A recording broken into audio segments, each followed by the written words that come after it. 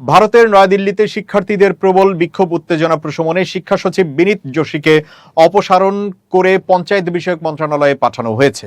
নতুন শিক্ষা সচিব করা হয়েছে নরেশ পাল গংওয়ারকে, যিনি এর আগে কেন্দ্রীয় সরকারের মৎস্য, পশুপালন এবং দুগ্ধ উৎপাদক বিষয়ক মন্ত্রণালয়ের সচিব ছিলেন। বৃহস্পতিবার এই রদবদল ঘটেছে বলে এক প্রতিবেদনে জানিয়েছে ভারতীয় সংবাদ মাধ্যম এনডিটিভি। তবে শিক্ষামন্ত্রী জিতেন্দ্র প্রধানের পদত্যাগের দাবিতে যন্তর মন্তরে অবস্থান নেওয়া বিক্ষোভকারীদের মধ্যে তেমন কোনো প্রভাব ফেলতে পারেনি। তারা এখনও সেখানে অবস্থান নিয়ে আন্দোলন করে যাচ্ছেন। ভারতের সমন্বিত মেডিকেল কলেজ ভর্তি পরীক্ষার প্রশ্নপত্র ফাঁসের ঘটনার তদন্ত এবং কেন্দ্রীয় সরকারের শিক্ষামন্ত্রী ধর্মেন্দ্র প্রধানের পদত্যাগ চেয়ে গত 6 জুন থেকে রাজপথে আন্দোলনে নেমেছে ফেসবুক ভিত্তিক গ্রুপ ককরোচ জনতা পার্টি।